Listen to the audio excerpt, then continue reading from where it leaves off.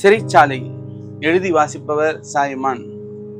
நல்லபுதூர் கிராமத்தில் ஒரு ஓட்டு வீட்டில் விடியல் காலை 3 மணிக்கெல்லாம் விளக்கை எரிய விட்டு சமைத்துக் கொண்டிருந்தார் சுந்தரம்.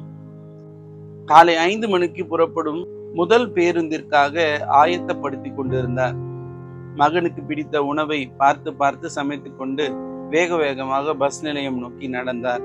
வழியில் டீ கடையில் அமர்ந்திருந்த ஒருவர், ஆமா, பெரிய தேச தியாகியை பார்க்க போறாரு என்றார். இன்னொருவர், அவெல்லாம் ஒரு பிள்ளை, அவனை பார்க்க மாதம் மாதம் கிளம்பிடுறான் என்றார் இன்னொருவர். ஆனா ஒண்ணு, இவன் எவ்வளவு ஆட்டம் ஆடினா, ஆட்டமெல்லாம் அடங்கி போச்சு பாரு என்றார் மற்றொருவர். எல்லார் பேச்சையும் மனதில் சுமந்து கொண்டு பஸ்ஸில் ஏறி அமர்ந்தார் சுந்தரம். நடுவில் எங்கும் நிற்காது, நேரா சிறைச்சாலை தான் என்றார் பஸ் நடத்துனர். பஸ் புறப்பட்டதும் சாலை ஓரத்தில் உள்ள மரங்களை பார்த்தபடி மனதில் உள்ள நினைவுகளை திரும்பி பார்க்க தொடங்கினார் சுந்தரம். என்ன மணிராஜன், சரியா படிக்க மாட்ற, எவ்வளவு சொன்னாலும் மண்டையில ஏறல, நாளைக்கு உன் பெற்றோரை கூட்டிட்டு வா என ஆசிரியர் சொன்னதும் சரின்னு சொல்லிட்டு போனவன் நெடுநேரம் காத்திருந்தான். மாலை 7 மணிக்கு மேல் வீட்டிற்கு நுழைந்தார் சுந்தரம். அப்பா, நாளைக்கு மிஸ் உங்களை கூட்டிட்டு வர சொன்னாங்க என்றான் மணிராஜன். இதே வாடிக்கையா போச்சு, இந்த முறை உங்க அம்மாவை கூட்டிட்டு போ, அவ தான் உனக்கு செல்லம் கொடுத்து கெடுக்கிறா என்றார் சுந்தரம். என்னை மாதிரி நீயும் அரசு பணிக்கு வருவேன்னு பார்த்தா உங்க அம்மா மாதிரி தண்டமா தான் போக போகிற என்றார் சுந்தரம். பக்கத்து வீட்டில் ஒன்றுக்கும் பிரயோஜனம் இல்லாதவன் பையன் எல்லாம் நல்லா படிக்கிறான், நான் உனக்கு எவ்வளவு வசதி பண்ணி கொடுத்திருக்கிறேன் என்று கத்தி கொண்டிருக்கும் போதே உள்ளே நுழைந்தனர் கோயில் திருவிழா கமிட்டிக்காரங்க. வணக்கம் சுந்தரம் சார், அடுத்த வாரம் திருவிழா, ஊரே களை கட்ட போகுது என்றதும், சரி களை கட்டட்டும், என்ன பண்ணணும் என்றார் சுந்தரம். உங்க அப்பா இருக்கும் வர நிறைய செய்திருக்கிறார் என்றார் கமிட்டியில் ஒருவர். அவர் இப்படி வாரி கொடுத்துதான் என்னை இப்படி நிறுத்திட்டார், நாளைக்கு வாங்க பார்க்கலாம் என்றார் சுந்தரம். சொல்லிவிட்டு வேகமாக குளிக்க சென்றார்.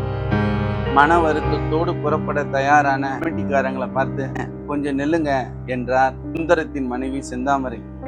அவர் அப்படிதானே, தப்பா நினைச்சுக்காதீங்க, இதாங்க கையில் சேர்த்து வைத்திருந்த அனைத்து பணத்தையும் அவர்களிடம் கொடுத்து அனுப்பினார் செந்தாமரை. அடுத்த நாள் பள்ளிக்கு சென்ற மணிராஜனின் தந்தை சுந்தரம், இதோ பாருங்க மிஸ், இவன் செத்தா கூட எனக்கு கவலை இல்லை, எவ்வளவோ அடிச்சிட்டேன், எல்லாம் திருந்தவே மாட்டான் என்றார் சுந்தரம். இனிமேல் இவனுக்காக என்னை கூப்பிடாதீங்க என்றவர் அவர்கள் எதிரிலேயே மணிராஜனை பலாரென அறைந்தார். எல்லார் முன்னிலையிலும் அடிக்க முகம் சிவந்து போனான் மணிராஜன். மக்கள் வேகமாக உருண்டோட, நாளைக்கு திருவிழா, ஊரே காலியா இருக்கும், கொஞ்சம் லீவ் கேட்டு பாருங்க என்றாள் செந்தாமரை. ஆமா, நான் கேட்டதும் லீவ் தந்திடுவாங்க, சரி வேற என்ன என்றார் சுந்தரம். கூடவே கொஞ்சம் கேஸை பதிவு பண்ணி வச்சிடுங்க என்றதும் கோபமாக போனை துண்டித்து விட்டார் சுந்தரம். காலை விடிந்ததும் திருவிழா என்பதால் மேலதாளம், வான வேடிக்கை என களை கட்ட தொடங்கியது. எல்லோரும் புறப்பட்டு சென்று விட்டனர். ஊரே விரிச்சோடி போனது. மணிராஜனும் செந்தாமரையும் சுந்தரத்தின் வருகைக்காக காத்திருந்தனர். லீவு போடுன்னு சொல்லாமல் இருந்திருந்தா கூட சீக்கிரமா வந்திருப்பார் போல உங்க அப்பான்னு சொல்லி அழுத்து கொண்டார் செந்தாமரை. கேஸ் என்றான் கேஸ்காரன். பரவாயில்லையே, உங்க அப்பா கேஸ் எல்லாம் புக் பண்ணி இருக்காரு என்றவள். கேஸ்காரன் உள்ளே நுழையும் போதே சுந்தரமும் உள்ளே நுழைந்தார். என்னடா இவ்வளவு நேரம், காலையிலே வர முடியாதா என்றார் சுந்தரம். சார், மரியாதையா பேசுங்க என்றார் கேஸ்காரர். இவரு பெரிய கலெக்டரை, இவருக்கு மரியாதை வேற கொடுக்கணும். சார், கேஸ் வேணுமா வேணாமா என்றான் கேஸ்காரர். இரு, யோசிச்சு சொல்றேன் என்று சுந்தரம் கூறியதும், பைத்தியக்காரா, நீ தானே புக் பண்ண என்றதும் கோபத்தின் உச்சத்திற்கே சென்றார் சுந்தரம். கேஸ்காரனை கீழே தள்ளி அடிக்க முற்பட்டார்.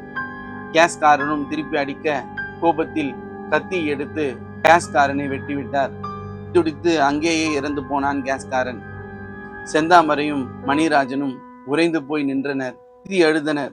திருவிழா வேடிக்கை சத்தத்தில் பித்து பிடித்தவனைப் போல அங்கிருந்து ஓடி போனான் சுந்தரம். நேரம் கழித்து வீட்டிற்கு வந்தவன் அதிர்ந்து போனான். கையில் கத்தியுடன் மணிராஜன். சுந்தரத்திற்கு ஒன்றுமே புரியவில்லை. துறையினர் மணிராஜனை கைது செய்து கூட்டிக் கொண்டு சென்று கொண்டிருந்தனர். கண்களுடன் அம்மாவை பார்த்தபடி, அம்மா அம்மா பத்திரமா இருமா, அம்மா நல்லா சாப்பிடு, அம்மா அம்மா நான் போறேம்மா, அம்மா அம்மா என கதறிய சத்தம் இன்றும் சுந்தரத்தின் காதில் ஒலித்தபடி இருந்தது. சிறைச்சாலை வந்துருச்சு, இறங்குறவங்களாம் இறங்குங்க என நடத்துனர் கூறியதும் இறங்கி சிறைச்சாலைக்குள் சென்றார் சுந்தரம். வழியிலேயே காத்துக்கிட்டு இருந்த மணிராஜன், இன்றைக்கும் அம்மா வரலையாப்பா என கேட்டதும் கண்ணீரே சுந்தரத்தின் பதிலாய் இருந்தது.